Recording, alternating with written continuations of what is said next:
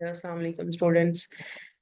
This is your teacher Azka, but I teach business and accounting to O and A level students. So today I come up with one more video, and this video is basically I'm going to make this video on the topic of AS levels business paper 2 variant 3. So first of all, I just want to show you the paper.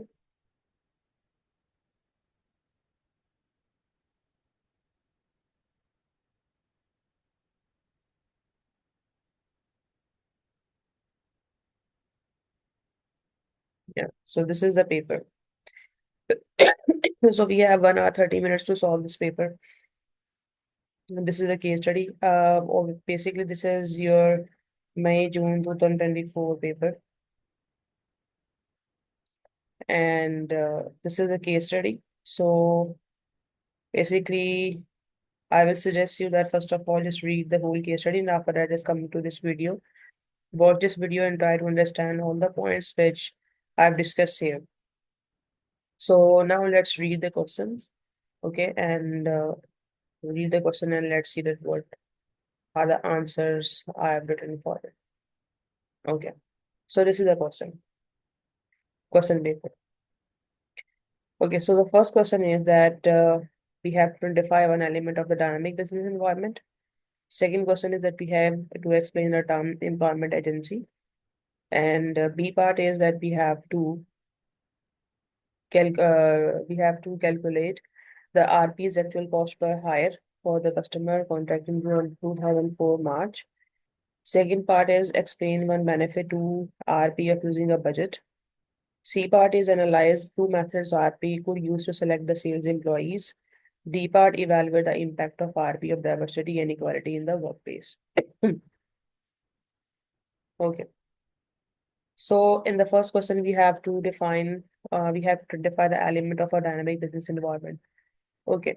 So here you can see that one element of the dynamic business environment is to need for RP to adapt quickly to changes in customer demands and market conditions, such as trends in equipment practices and technology.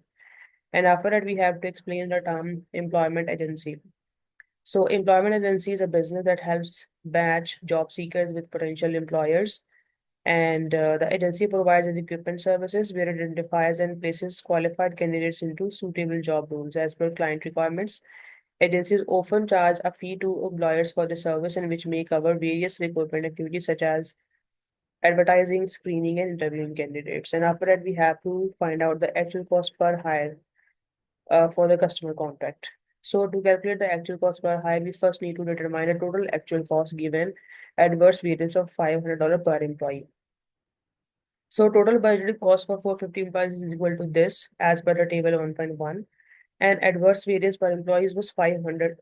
So total adverse variance is 500 multiplied 450, so this is 225,000. So total actual cost would be budgeted cost plus the total adverse variance. So budget cost was 126,000. Total adverse variance is 2.2525,000. So this is the total actual cost, which is 1,485,000.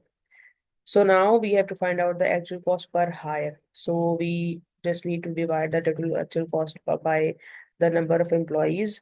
So number of employees was 450. So we have $3,300 dollar of actual cost per hire. Okay. And okay, so after that we have to um, analyze the two methods for selecting the sales employees. So I have written the first method, which is structured interviews. So structured interviews involve preparing a standardized set of questions that align with the competencies and skills required for the sales role. So these questions assess candidates' knowledge, experience, and interpersonal abilities to relevant to sales, so such as communication, persuasion, and resilience. So this is from here I am going to analyze this, that this method allows RPs and recruiters to compare candidates objectively, ensuring consistency and fairness in evaluation. So structured interviews can help RP identify candidates who not only have the right technical skills but also demonstrate the personality and motivation suited to a sales environment. Given RP's focus on diversity and equality, structured interviews provide a standardized, unbiased process that enhances the credibility of its recruitment approach. And second one I've written here is the psychometric testing. So psychometric test assess candidates' cognitive abilities, personality traits, and the behavior, so which are crucial in sales role. For example, sales employees often need resilience, strong interpersonal skills, and a competitive drive. So by using the psychometric testing, RB can identify candidates who naturally possess these traits, ensuring a better fit for the role. And this method allows RB to predict the long-term success and cultural fit within the organization. And a psychometric test often highlight personal qualities that align with the team dynamics and company values. So employing this method can enhance the hiring accuracy, reduce turnover, improve employee satisfaction, ultimately helping the RP maintain a good reputation for effective and reliable recruitment services. So diversity and equality in the workplace can have a substantial positive impact. Okay, so this is the question for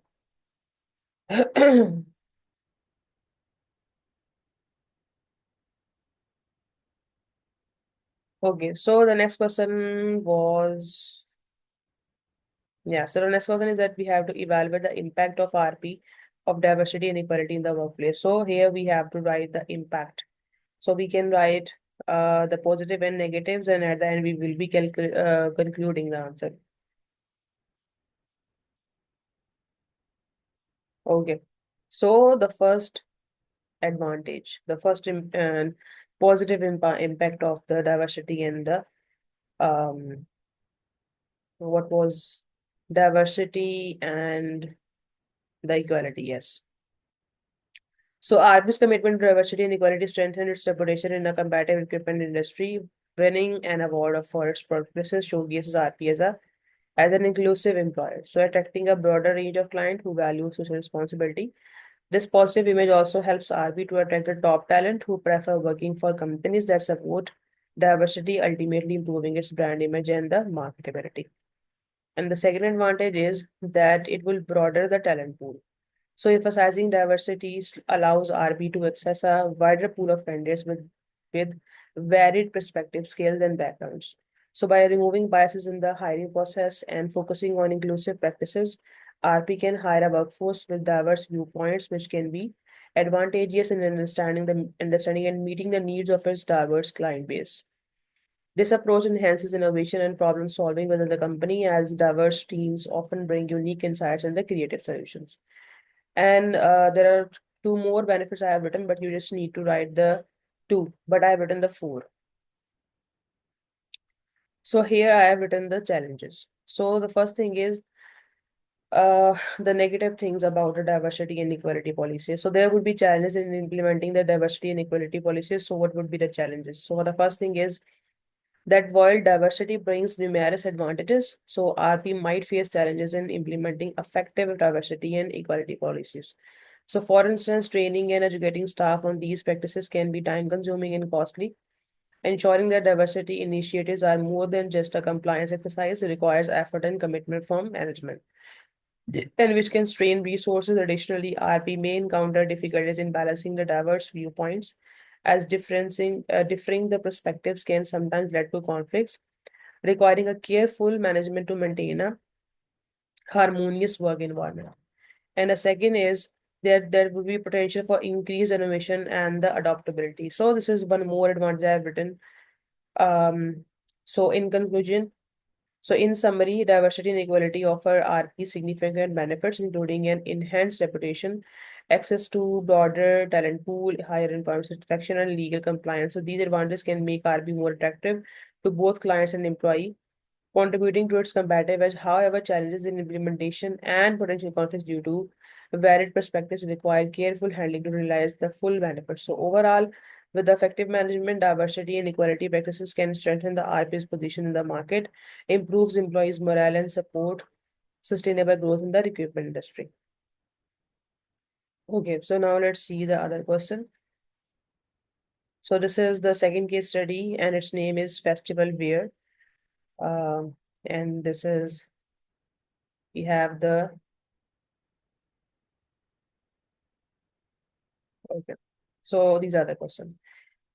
So the first question is that we have to identify one fixed cost, explain the term mass customization, calculate the FW's break-even output per month if the new payment method is introduced, explain one advantage to FW's employees of new payment method, analyze two external sources of finance that FW could use to invest in new machinery, evaluate whether FW should expand its product portfolio to increase its sales volume.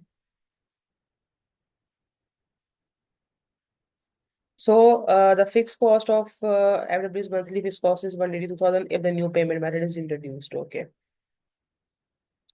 And the number two, we have to explain the term mass customization. So mass customization is manufacturing approach that combines efficiency of mass production with the personalization of customer made products. It allows business to produce the large quantities of standardized products while also enabling the customization for individual customers or events. So in the case of FW, mass customization involves manufacturing high quality t-shirt in bulk, but customizing each batch to reflect the unique branding, designs, or themes of specific music festivals and concert. And this approach helps FW to meet customer preferences while maintaining the cost-effective production. And in the second question, we have to see the break-even output calculation if the new payment method is introduced. So this is the formula.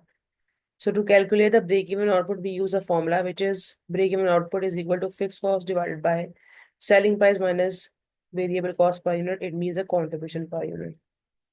So the given data, if the new payment method used, selling price per t-shirt is $40, variable cost per t-shirt is $12, fixed cost is $182,000 per month.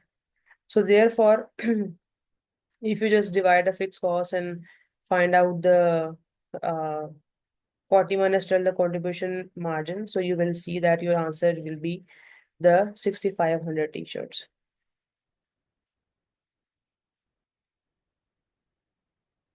Okay. So we also, if you see the question again, so in the second part, explain what advantage to FW's employees for the new payment method. Okay. So one advantage to FW employees of new payment method is to potential to earn a higher pay through commission. With a $2 commission per t-shirt sold, employees have a financial incentive to increase their sales efforts. So this performance-based compensation could allow enthusiastic and motivated sales team members to boost their income beyond a fixed salary, particularly if they succeed in selling more t-shirts at events. So this structure rewards productivity and encourages the employees to maximize their sales potential, aligning their earnings more closely with their performance. And the next question is that we have analyzed the two external sources of finance that FW could use to invest in the new machinery.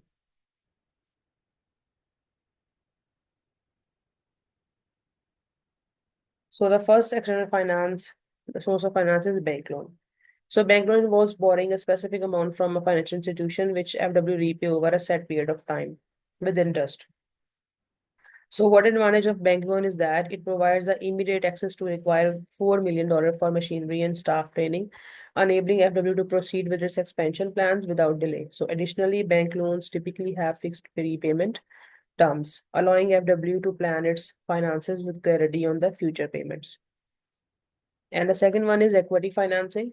So equity financing involves selling portion of FW's ownership to investors in exchange for capital. So this method would allow FW to raise a $4 million without incurring debt or monthly interest payments, which can ease cash flow pressures, especially if sales are unpredictable. So by bringing in investors, FW may also benefit from their expertise or connections, which could support the company's growth and open up a new business opportunities. Now let's see the other question. The last question of this paper is that evaluate whether FW should expand its product portfolio to increase sales volume.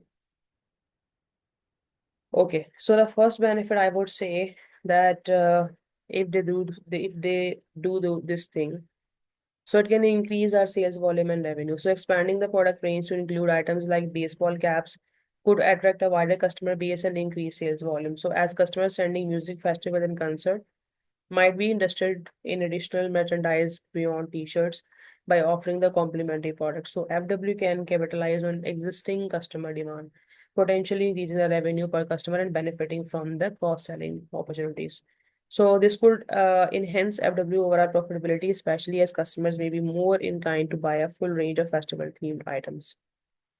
And the second one is that it can reduce the business risk through the diversification. So a diversified product portfolio can reduce the FW's reliance on a single product line, t-shirts, and protect it from the fluctuation in demand. For instance, if demand for t-shirts declines due to changing fashion trends or seasonal variations, so additional products like caps could help stabilize the revenue.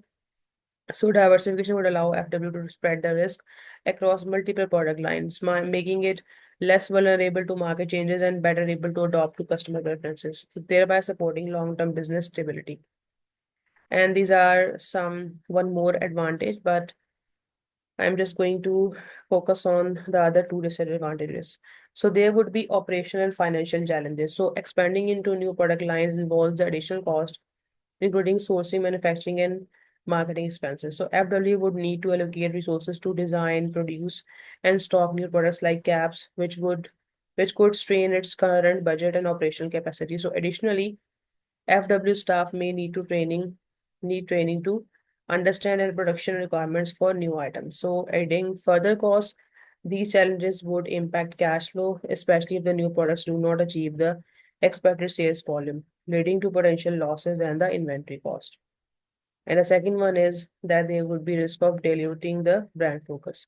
So FW Destiny operation is built on high quality customer t-shirt tailored specifically to festivals and concerts.